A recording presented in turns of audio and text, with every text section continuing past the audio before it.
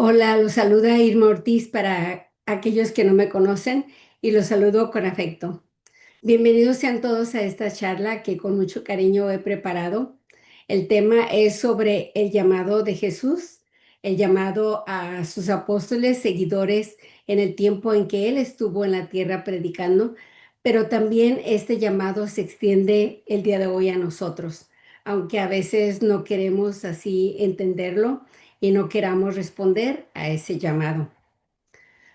Una de las preguntas que les tengo es si realmente escuchamos el llamado de Jesús y lo seguimos como Él nos lo pide, con todo, sin reservas, sin límites, confiando plenamente en Jesús.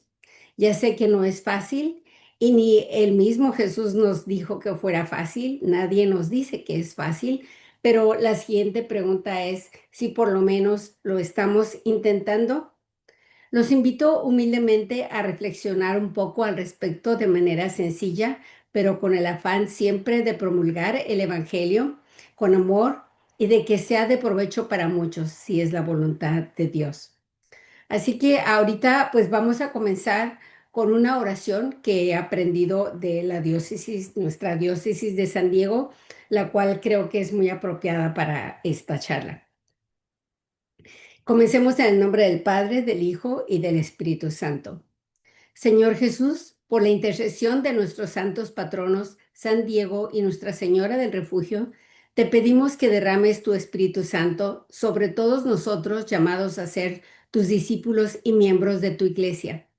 Bendícenos para que seamos servidores obedientes, como tú fuiste obediente en respuesta amorosa al amor del Padre, y para que nos amemos unos a otros misericordiosamente, como tú nos has amado desde el principio. Bendícenos con matrimonios felices y familias santas, con obispos religiosos, diáconos y sacerdotes que representen tu presencia entre nosotros, y con laicos dedicados, casados y solteros, que sean señales de tu amor misericordioso en el mundo. Ayúdanos para que aceptemos la misión que nos has confiado en vidas de fidelidad, santidad y compasión. San Diego ruega por nosotros. Nuestra Señora del Refugio ruega por nosotros. Bueno, pues comencemos por decir que en todas las religiones una característica peculiar es que el hombre busca a Dios.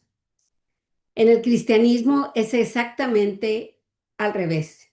Dios busca al hombre.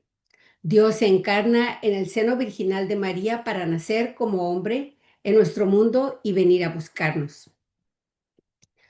Sabemos que Dios nos ha buscado primero y nos ha amado primero.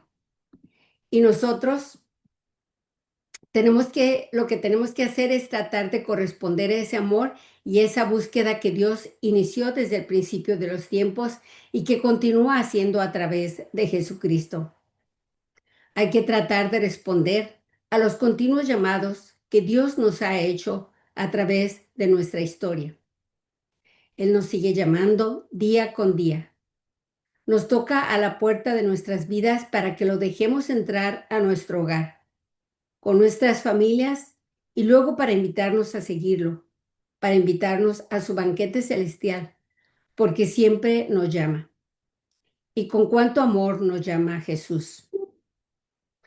No nos mandó que le siguiésemos porque necesitara de nuestro servicio, sino para salvarnos a nosotros, porque seguir al Salvador equivale a participar de la salvación y seguir a la luz es lo mismo que quedar iluminado. Nos lo dijo San Ireneo, obispo y teólogo, luchador contra los herejes en su tiempo. El Papa Francisco nos dijo, seguir a Jesús significa tomar la propia cruz y abrazarla, que todos la tenemos, para acompañarlo en su camino, un camino incómodo, que no es el del éxito ni de la gloria pasajera, sino el que conduce a la verdadera libertad que nos libera del egoísmo y del pecado. Jesús nos invita a perder la propia vida por Él, por el Evangelio, para recibirla renovada, realizada y auténtica.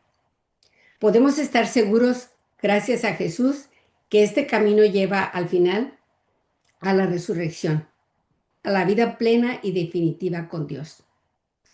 Decidir seguirlo a Él, nuestro Maestro y Señor, que se ha hecho siervo de todos, exige caminar detrás de Él, escucharlo atentamente en su palabra y en los sacramentos.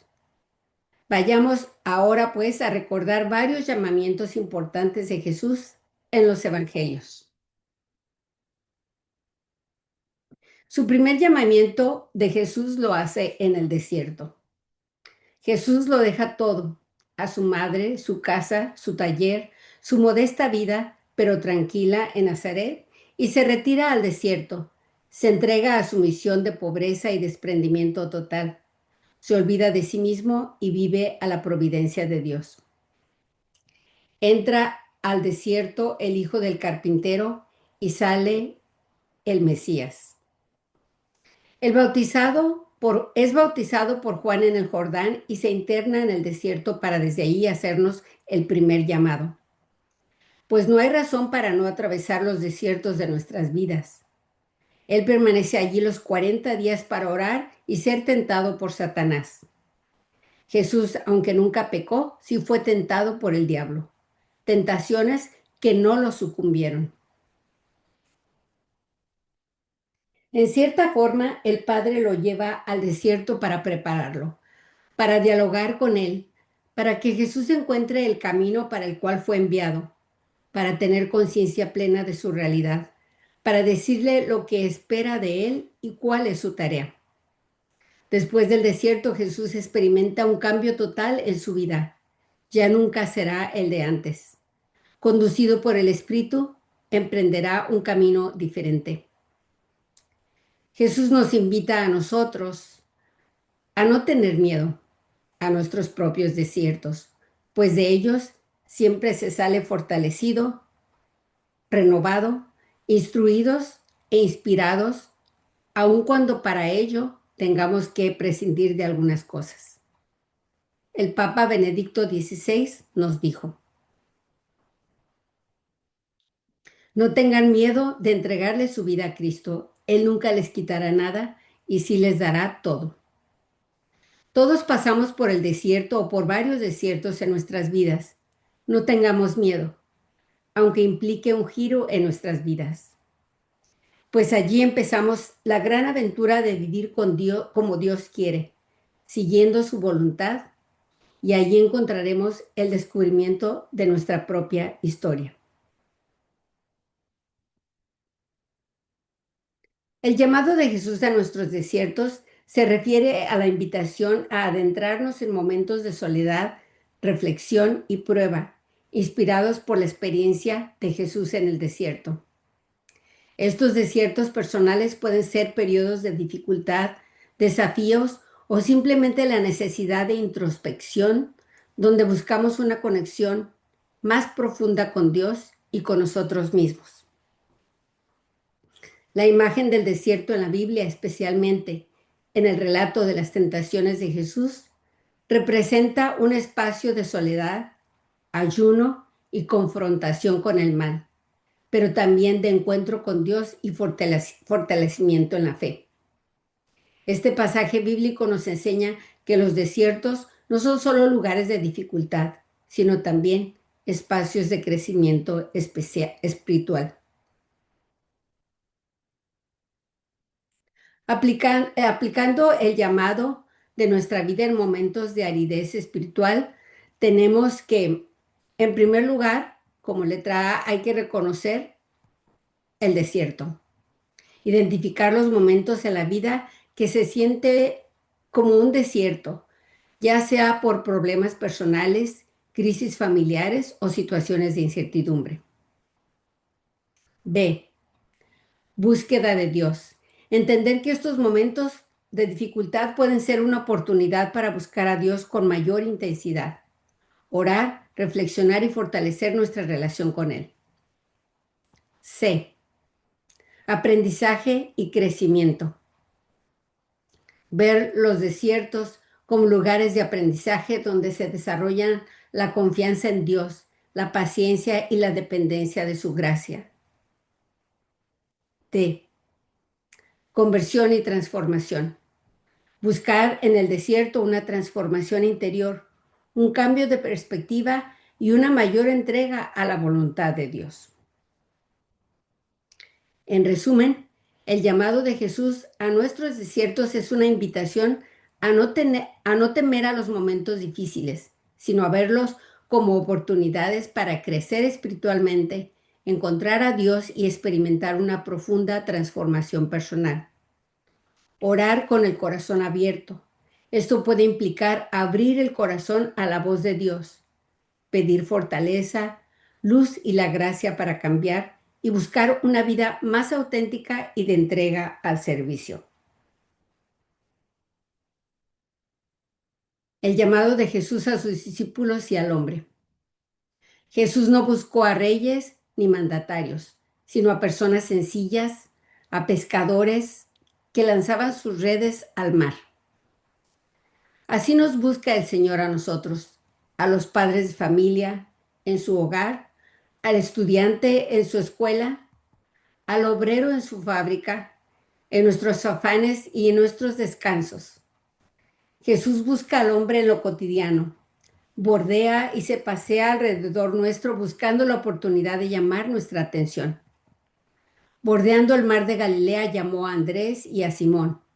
Ellos lo escucharon y lo siguieron, descubriendo que era más importante pescar almas perdidas que pescar peces en el mar. Hoy Jesús se sigue haciendo presente en nuestras vidas diarias, haciéndonos a los padres de familia, padres de almas que volverán a Dios. A los profesores los destina a formar conciencias.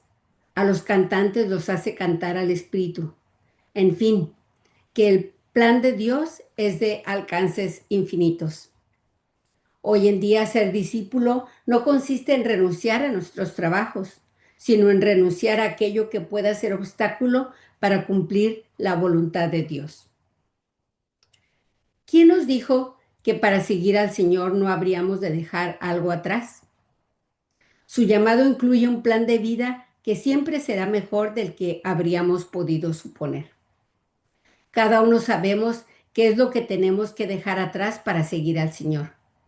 Quizá los rencores, las envidias, los vicios, la vida cómoda o las malas amistades. Ser discípulo de Jesús implica un compromiso de seguir su ejemplo y enseñanza, amándolo más que a cualquier otra cosa, amando y sirviendo al prójimo, renunciando al egoísmo y viviendo una vida de obediencia y entrega diaria, tal como lo hizo Jesús con su cruz. El discipulado es un proceso de por vida para transformarse a Cristo, un amor total y activo hacia Dios y los demás que lleva a una vida de crecimiento espiritual y al cumplimiento de la misión de Jesús.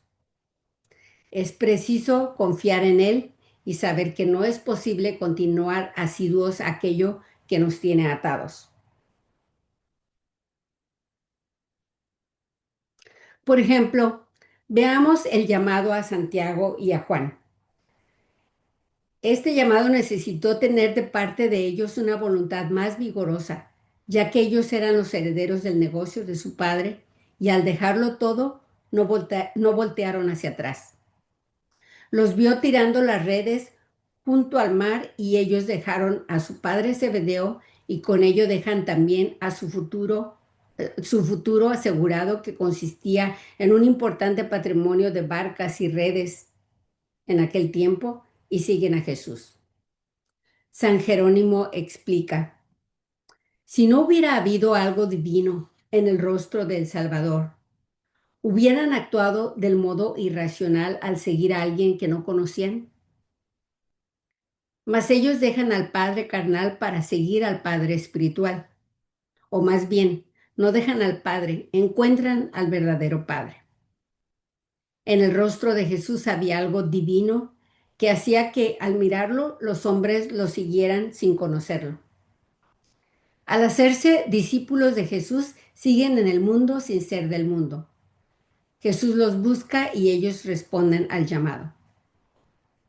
Santa Teresa de Jesús dijo, cuando el Señor quiere un alma, tiene poca fuerza las criaturas para estorbarlo. Y así es, efectivamente. A Jesús le gustaba mucho ir a Cafarnaún y estando allí en la casa de Simón y Andrés, le dicen que la suegra de Simón estaba en cama, enferma y con mucha fiebre. El Señor la toma de la mano, la levanta, la fiebre la dejó y ella se pone a servirles. El Señor la levantó y la reconstruyó, devolviéndola a la vida. El Señor la restituyó nuevamente a la vida. Jesús la liberó de todo aquello que tenía y que le haría morir. En esta acción encontramos un segundo milagro obrado por Jesús. Se trata del milagro de servir.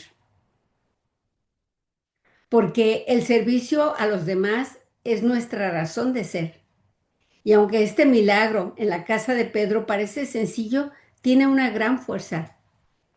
Una mujer que ha dejado de funcionar y a punto de morir por la acción de Jesús se levanta y vuelve a funcionar. ¿Para qué? Para en el servicio dar su vida por los demás.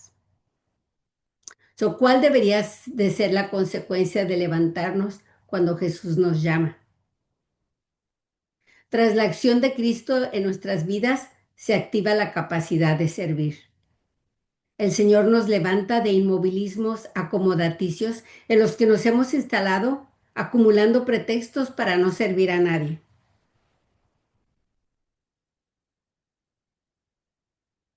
Y recordemos ahora a la Madre Santa Teresa de Calcuta, que nos dijo, el que no vive para servir, no sirve para vivir. También nos dijo, una vida no vivida por los demás no es una vida. Y ella nos puso el gran ejemplo, todos lo sabemos. Y nos dijo, a veces sentimos que lo que hacemos es tan solo una gota en el mar, pero el mar sería menos si le faltara una gota.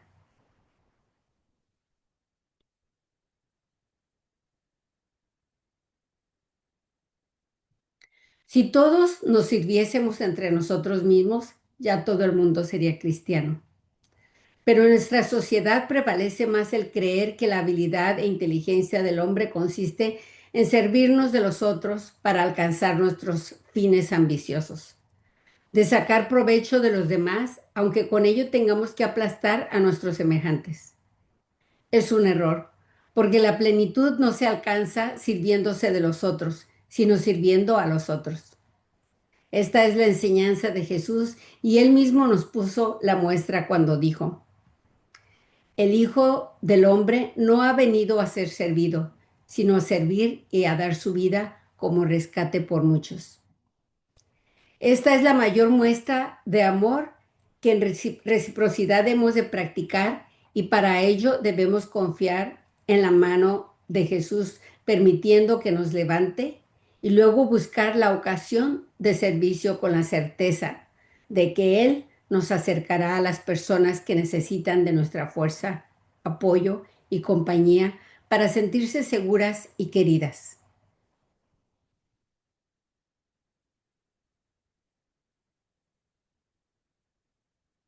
Sería gratificante la emoción de descubrir con cuánta alegría podemos servir y amar al prójimo, porque si servimos al prójimo es que lo amamos. Si alguno de ustedes tiene un ministerio en su iglesia, saben a lo que me refiero. Y para mejor descubrir cómo está nuestro servicio y poder evaluarlo, les propongo estas preguntas que nos podemos hacer a nosotros mismos y contestar honestamente. Número uno. ¿Me siento lleno de gozo al dirigirme a la parroquia? 2. ¿Me entusiasma lo que hago?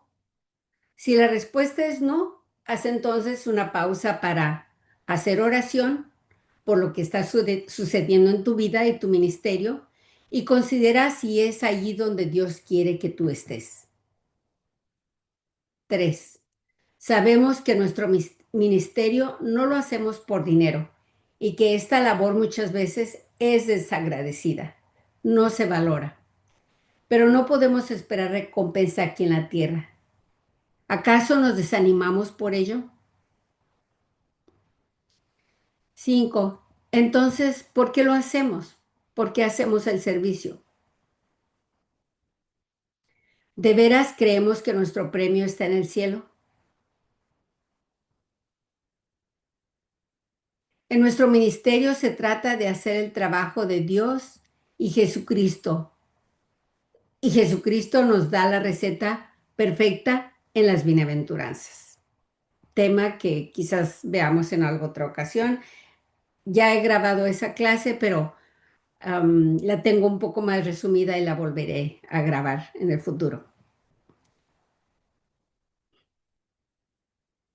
Recordemos estos pasajes de la Biblia en la que Dios nos habla acerca del servicio.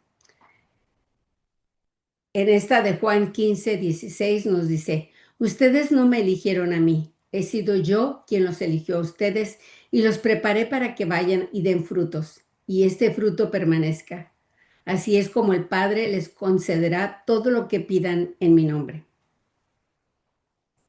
La otra en Mateo 11:29 dice, carguen con mi yugo y aprendan de mí que soy paciente y humilde de corazón, y sus almas encontrarán descanso.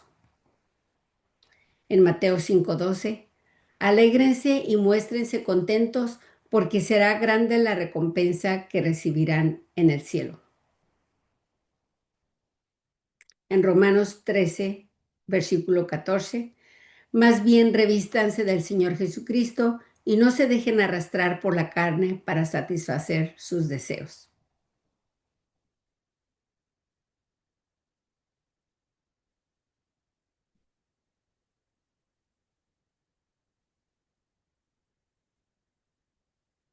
Ahora les tengo esta reflexión acerca del ministerio o trabajo. Y dice así, algunas personas tienen un trabajo en la iglesia, otras son invitadas u ofrecen su servicio a un ministerio. ¿Cuál es la diferencia entre trabajo y ministerio? Si haces las cosas solamente porque nadie más las hace, es un trabajo. Si haces las cosas para servir al Señor, es un ministerio. Si lo abandonas porque alguien te criticó, es un trabajo. Pero si sigues sirviendo, es un ministerio. Si lo haces mientras no interfiere con tus otras actividades, es un trabajo. Pero si te comprometes a seguir, aunque tengas que dejar de hacer otras cosas, es un ministerio.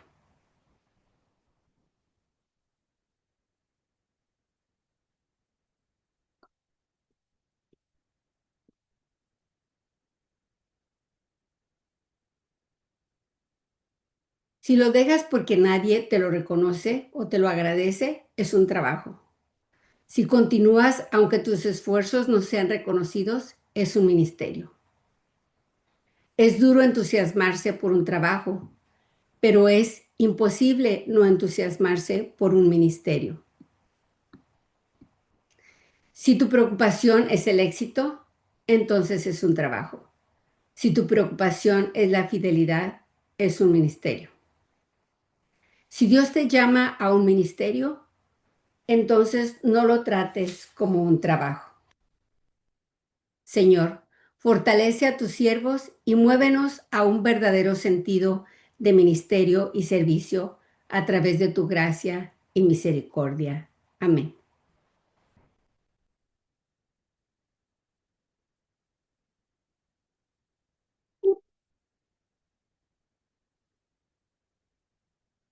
El amor debe ser nuestro motor en todo ello.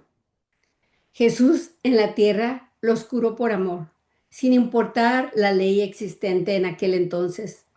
Los enfermos seguían a Jesús, eran muchos, y Jesús tenía compasión de ellos. Jesús sabía que la ley de Dios del descanso existía, pero entre los judíos la ley se había vuelto una situación inhumana. El hijo del carpintero sabía que hay que amar a Dios, pero también al prójimo, y no permitió que la ley del sábado prevaleciera sobre la ley del amor. Fueron muchas las veces que Jesús tuvo que confrontar la ley del sabbat hasta tener que derogarla. Quizás en la actualidad no tengamos una ley como tal que nos impida llegar a Jesús, pero tenemos ideologías disfrazadas que nos dictan sin darnos cuenta pensamientos a los cuales seguimos y que son contrarios a la ley de Jesús, o sea, la ley del amor. Jesús hizo mucho bien durante toda su vida y aún lo hace ahora. Por eso lo buscamos y le imploramos. En su tiempo terrenal, Jesús curó muchos enfermos y los liberó de los demonios por amor, y lo seguirá haciendo hoy a nosotros.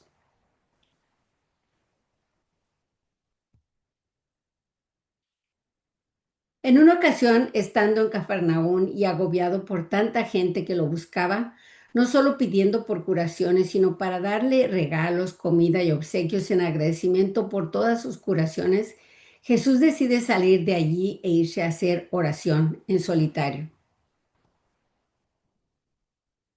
Sale para encontrarse con su Padre y dialogar con él. Los apóstoles le dicen, todos te buscan, y él les dice, vayamos a otra parte, a los pueblos vecinos, para que también allí predique, pues para eso he salido. Y recorrió Galilea, y predicando en sus sinagogas y expulsando demonios. ¿Se fijan cómo Jesús pone su pensamiento en las manos del Padre? Y es conmovedor ver cómo Jesús, siendo el Hijo de Dios, les demuestra que también Él necesita de la oración. ¿Cuánto más debemos orar nosotros? Con esto Jesús pone de manifiesto su condición humana ante todos, pues es igual a nosotros, menos en el pecado. Los apóstoles lo buscan y al encontrarlo le reclaman a Jesús, pues ellos querían celebrar el éxito, la popularidad que estaban alcanzando entre el pueblo. Pero el Salvador les dice que vayan con él hacia otra parte donde más gente lo necesitaba. Se dirigen hacia otros pueblos donde también existen muchas necesidades e hizo muchas curaciones y expulsó también demonios. Entonces, en este punto vemos que un día Jesús salió de Cafarnaún, de su casa de Nazaret, del vientre de su madre, del desierto después de su bautismo, de las tentaciones del mundo como son el poder, la riqueza y de todo cuanto tuvo él que renunciar para acudir ante el encuentro de aquellos los que en su tiempo lo necesitaban y también ahora acude a nosotros en nuestro tiempo, los que lo necesitamos. Y después de que Jesús les explicó a sus discípulos para qué había salido, para qué había venido, y con ello venido a nuestro encuentro, recorrió toda Galilea y atravesó el tiempo para llegar a nosotros y acompañar nuestros pasos hoy en día. ¿Para qué? Para llamarnos. Vayamos a Él.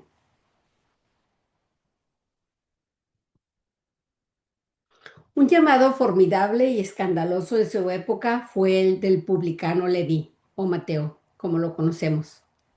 Luego de haber llamado Jesús a sus 4 primeros discípulos, Simón, Andrés, Santiago y Juan, el Señor fue a buscar al quinto de ellos.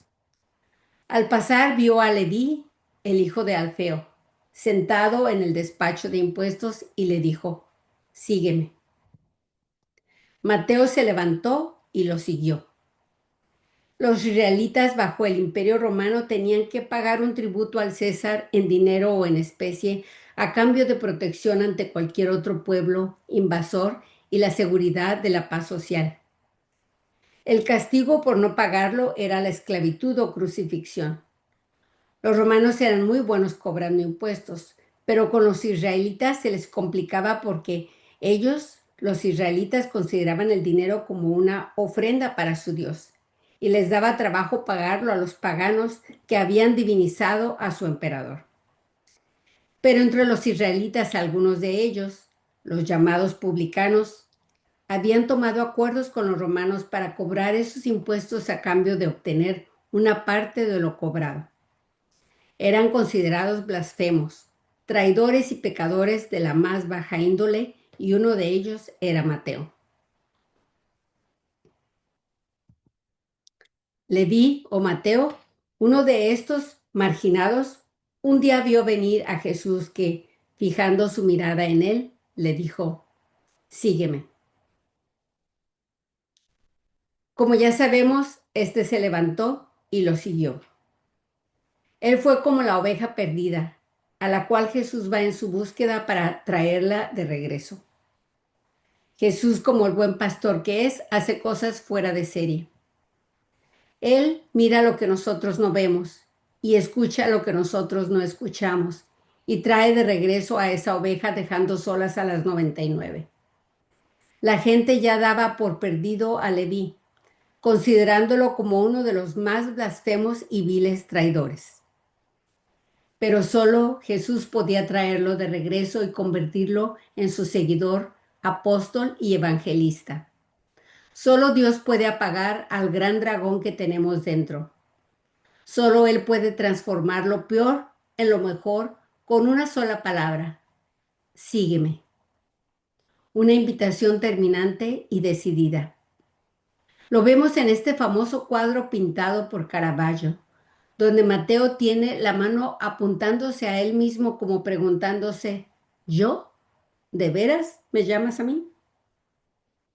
Mas, sin embargo, se levantó y lo siguió. Aquí una vez más lo divino irrumpe en el panorama de lo humano. El hombre Dios viene a cambiar los planes que los humanos se habían forjado. Ante la voz que llama, los antiguos proyectos pierden prestancia y valía. La llamada al seguimiento relativiza todas las decisiones anteriores. Aquí vemos también en Mateo cómo lo vemos en Pedro y Andrés, en Santiago y Juan, y se subraya que abandonan todo y todas las cosas que los rodean para seguir al Maestro que les invita. Los primeros discípulos de Jesús no siguen una filosofía, sino a una persona.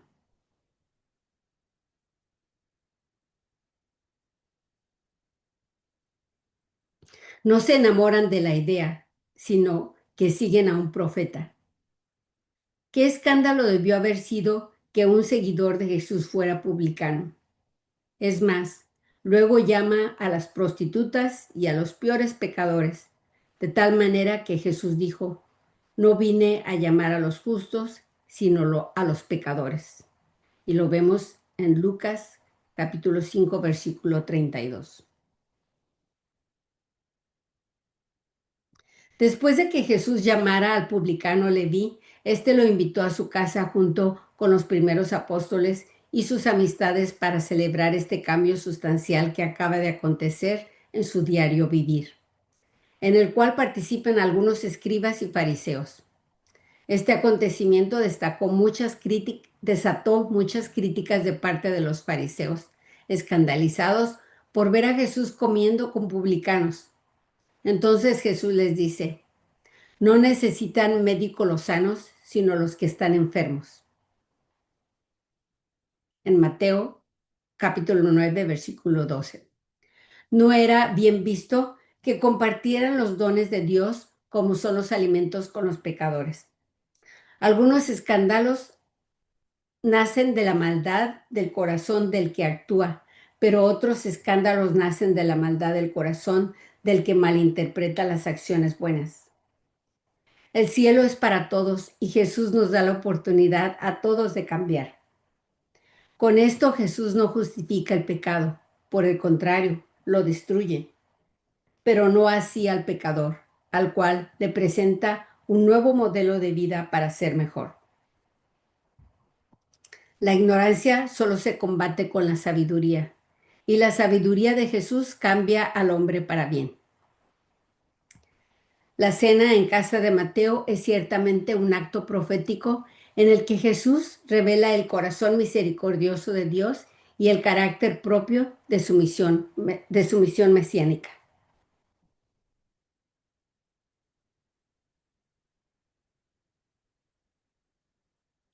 El maestro aprovecha la ocasión del banquete en la casa de Mateo para hacer una revelación importante sobre su propia misión.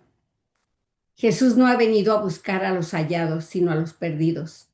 No ha venido a curar a los sanos, sino a los enfermos. La vocación de Mateo se convierte en todo un símbolo. Mateo es el hombre al que Cristo busca en medio de la multitud para convertirlo en símbolo de su propia misión. Misericordia quiero y no sacrificios. Son palabras que Jesús repetiría muchas veces. Las obras del culto, siempre buenas y prescritas por la ley, no exenta el ejercicio de la misericordia. Jesús es el centro del nuevo culto y Mateo es el llamado que nos recuerda esa profunda verdad. Mateo, el publicano, el pecador, es llamado y él responde, dejándolo todo. Jesús nos llama porque estamos llamados a algo mejor que los bienes temporales de este mundo. Él nos llama a una vida eterna con bienes que perduran para siempre. No nos conformemos con menos. Jesús pasó por la vida haciendo el bien y por eso lo rechazaron. Fue criticado por juntarse con pecadores, con leprosos, con prostitutas y se confabularon para eliminarlo.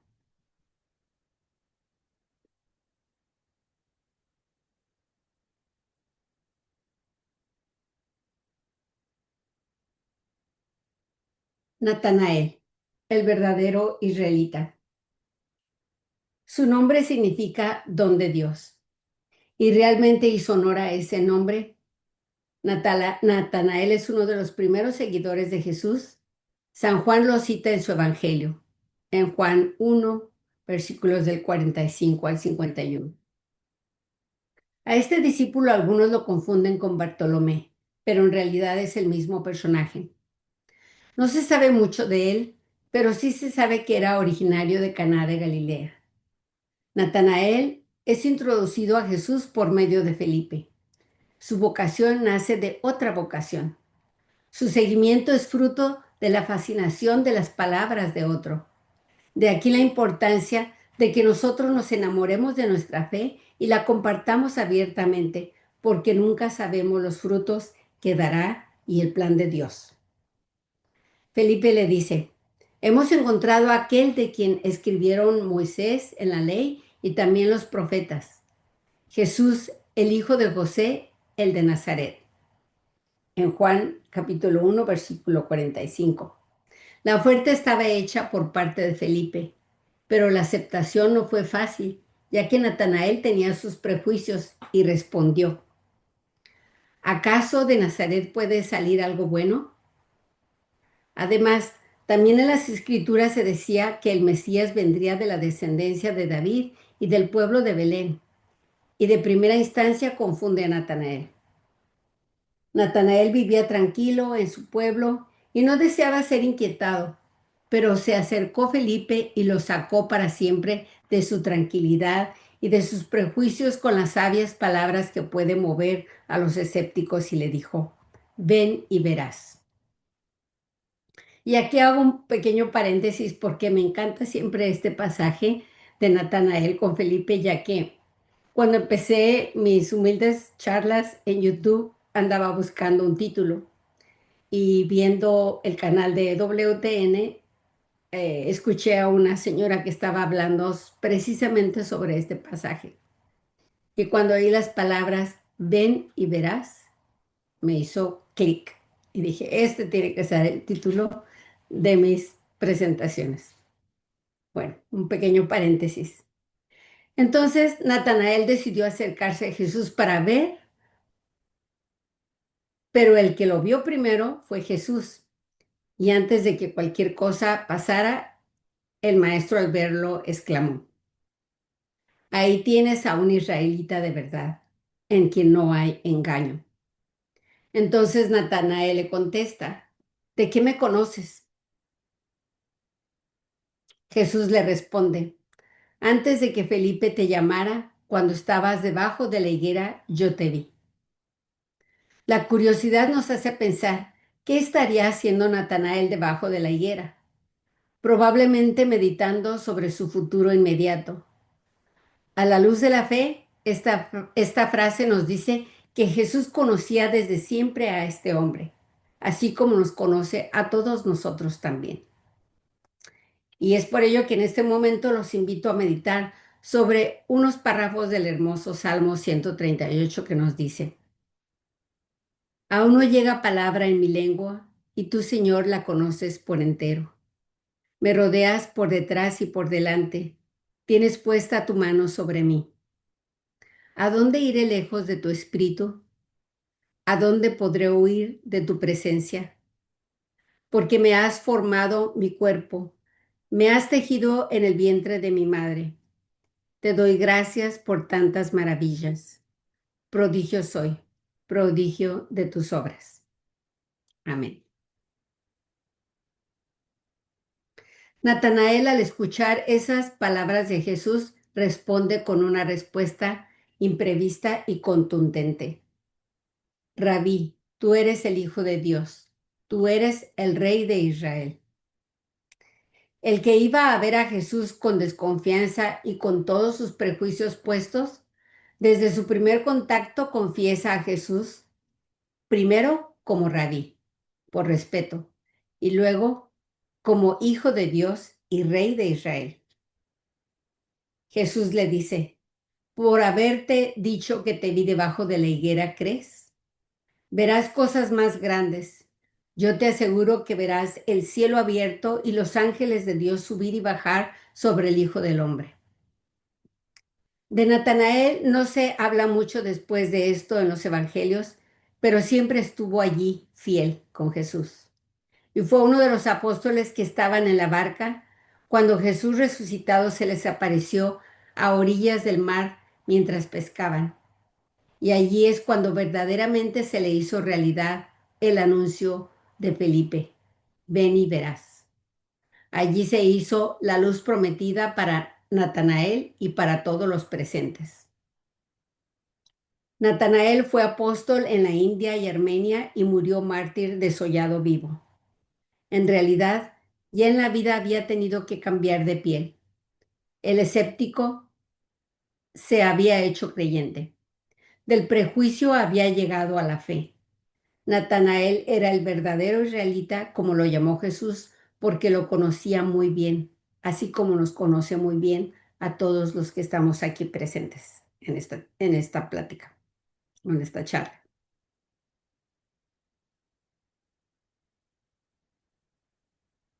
Santo Tomás, el apóstol desconocido.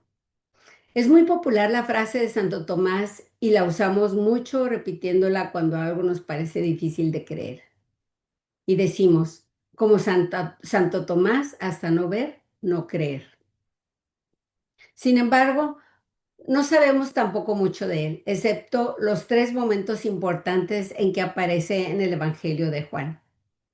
En el primer momento, cuando Jesús y sus discípulos se alejan de Judea por temor al ambiente hostil que había entre los dirigentes del pueblo de Jerusalén hacia ellos, y habían decidido irse del otro lado del Jordán. Jesús entonces recibe la noticia de la enfermedad de Lázaro, y más tarde Jesús les dice que tienen que regresar a Judea para despertar a Lázaro. Ellos cuestionan a Jesús y no quieren regresar, pues saben que quieren matar a Jesús. Todos los apóstoles están en contra de regresar, excepto Tomás. Entonces Tomás dice: vayamos también nosotros a morir con él. Lo vemos en Juan 11, versículos 6 y 16. No sabemos si en aquel momento Tomás había intuido el destino del maestro o qué fue lo que lo llevó a decir aquello, pero les hace ver la realidad del objetivo de sus vocaciones: seguir a su maestro hasta la muerte. Y así pasaría. El segundo momento es cuando, dentro de su ingenuidad y durante la cena pascual, Tomás le pregunta a Jesús: Señor, no sabemos a dónde vas. ¿Cómo podemos saber el camino? Su sencillez nos valdrá una magnífica respuesta del Maestro, que le dice a Tomás: Yo soy el camino, la verdad y la vida. Nadie va al Padre sino por mí. Si me conoces a mí, conoces también al Padre. Desde ahora lo conoces y lo has visto.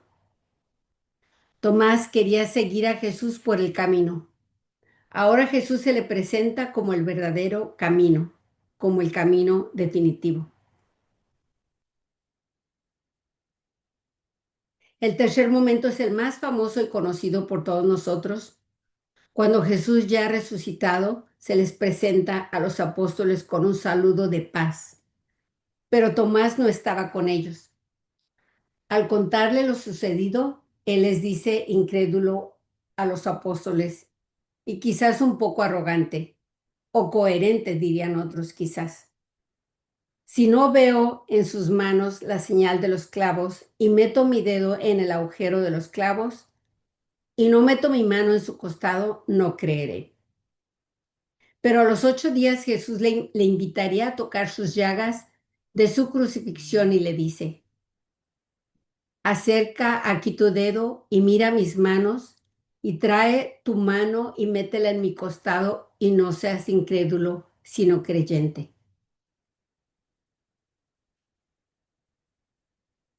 Y él dice la más alta confesión de fe, Señor mío y Dios mío. Entonces Jesús proclama la gran bienaventuranza de la fe, porque me has visto, has creído. Dichosos los que no han visto y han creído.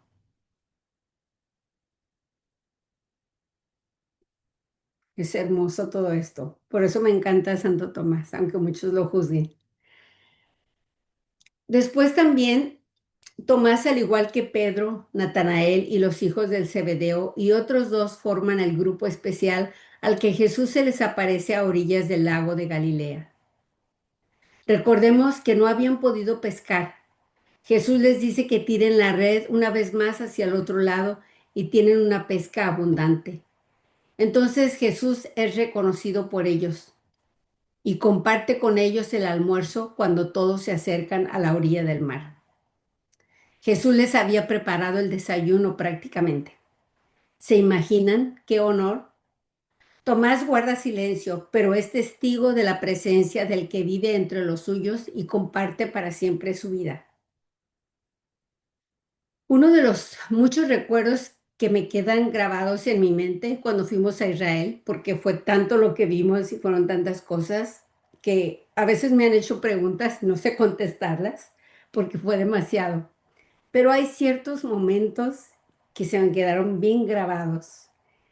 Y uno de ellos fue este, en ese lugar cerca y a orillas del lago de Galilea. Recuerdo la playa, la pequeña capilla que edificaron, la cual conserva la piedra que la tradición señala como la piedra donde Jesús les preparó el desayuno a los apóstoles y desayunó con ellos. Es algo maravilloso.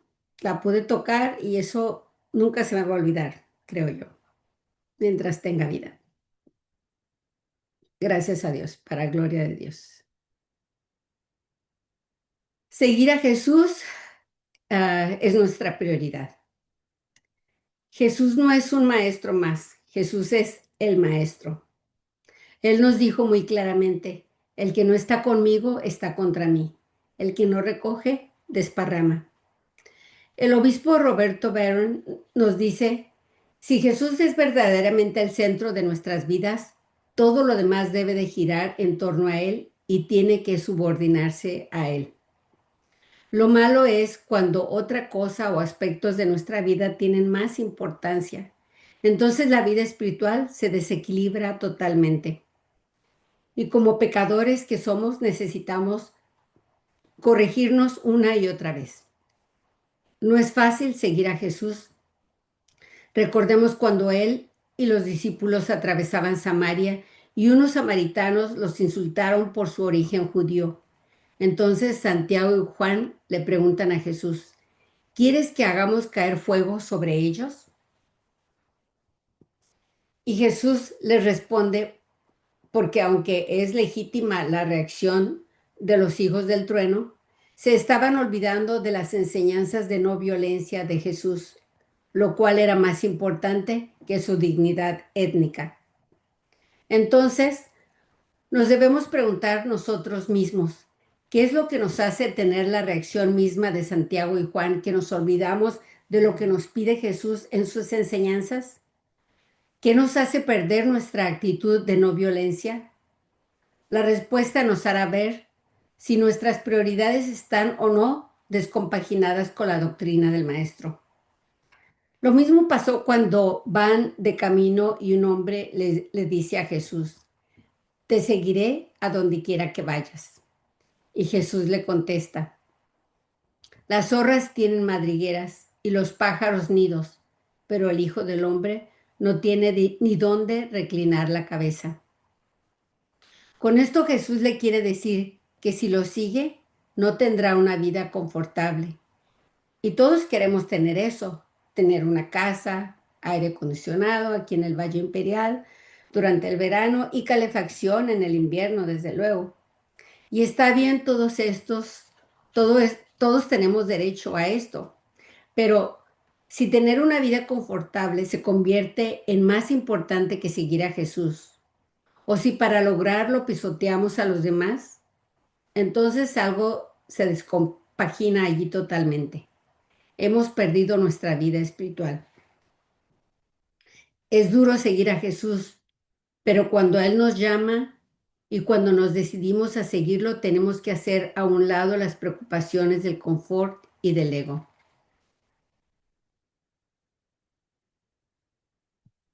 Por ejemplo, cada verano tengo yo la tentación de dejar catecismo para los niños. Pues eso es una actividad que nos ata por varios meses y nos saca de nuestra comodidad que disfrutamos en las vacaciones. Y aunque también sé que un día lo vamos a tener que dejar, espero que sea porque el mismo Señor nos está llevando por caminos diferentes y no por mi comodidad. Pero en esta etapa de nuestra vida sé que Él quiere que lo hagamos, que sigamos dando catecismo a los niños. Además, hay mucha necesidad de maestros de catecismo y se los digo por si alguien está teniendo ese llamado. Acudan al llamado. ¿Y qué tal si vemos cuando Jesús en el Evangelio le dice a un hombre, sígueme?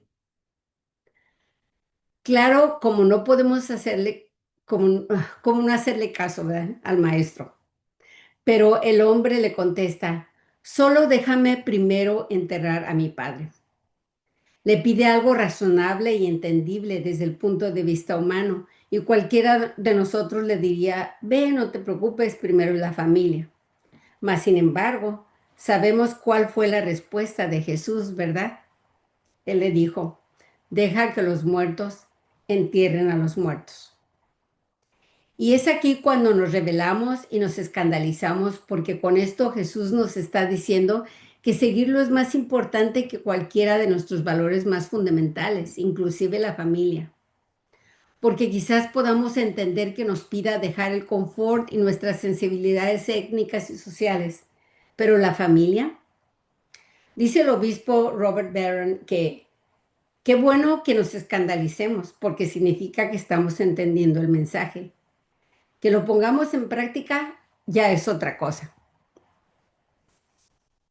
Lo que realmente nos quiere decir Jesús es que si estamos empuñando el arado y volteando hacia atrás, entonces no servimos para el reino de Dios. Y Jesús así lo dice. Cuando suceden estos pasajes, Jesús se dirige hacia Jerusalén, va a ser crucificado y no tiene ni poder, ni dinero, ni prestigio. Se ha desprendido de todo y sigue la voluntad de su Padre. Jesús nos dice, ¿de verdad pueden despegarse de todas sus comodidades, familia, ego, egoísmo y seguirme? Quizás hasta cierto punto, pero Él nos pide todo. Recordemos cómo los santos lo hicieron y todos estamos llamados a ser santos. Así que reflexionemos.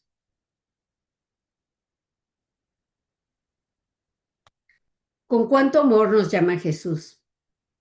Lo que el Señor quiere de nosotros es que estemos con Él.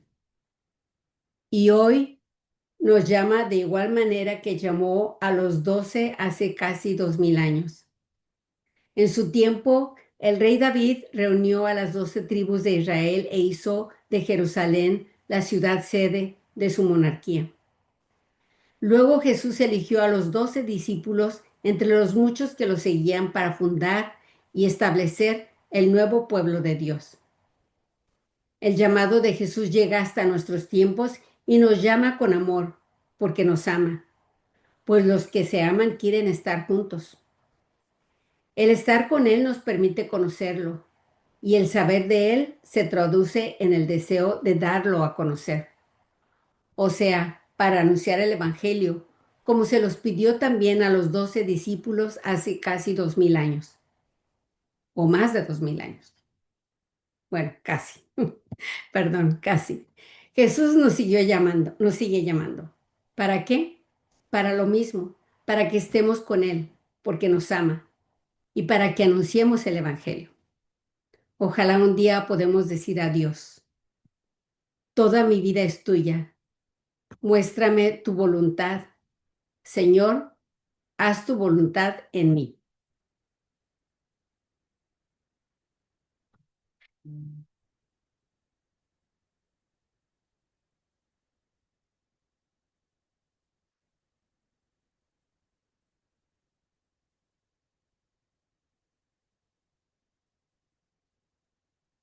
Él nos buscó primero, Él nos llamó primero, Él nos amó primero. Respondamos al llamado, levantémonos, abrámosle el corazón y sigámosle. Respondamos a estos constantes llamamientos de Jesús con el mismo amor con el que Él nos llama para seguir aquel que es el camino, la verdad y la vida.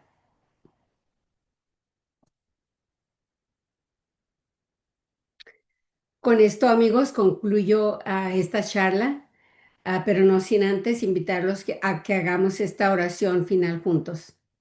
En el nombre del Padre, del Hijo y del Espíritu Santo. Es una oración de entrega de San Ignacio de Loyola, que dice: toma, Señor, y recibe toda mi libertad, mi memoria, mi entendimiento y toda mi voluntad, todo mi haber y mi poseer. Tú me lo diste, a ti, Señor, lo regreso. Todo es tuyo, dispón de ello según tu voluntad. Dame tu amor y gracia, que éstas me bastan. Amén. En el nombre del Padre, del Hijo y del Espíritu Santo. Amén. Y por último tengo estas frases de Santa Teresa, de la Madre Teresa de Calcuta, que dice: cada obra de amor llevada a cabo con todo el corazón siempre logrará acercar a la gente a Dios. Y la otra dice: las palabras amables pueden ser cortas y fáciles de decir, pero sus actos son realmente infinitos. Y esta que es muy famosa y que va muy relacionada con el servicio y el llamado, y dice: el fruto del silencio es la oración, el fruto de la oración es la fe, el fruto de la fe es el amor, el fruto del amor es el servicio y el fruto del servicio es la paz. Que pues gracias por su atención y hasta la próxima. Cuídense mucho, hagamos todo el bien donde quiera que estemos y muchas bendiciones para todos ustedes y sus familias. Hasta la próxima. Gracias.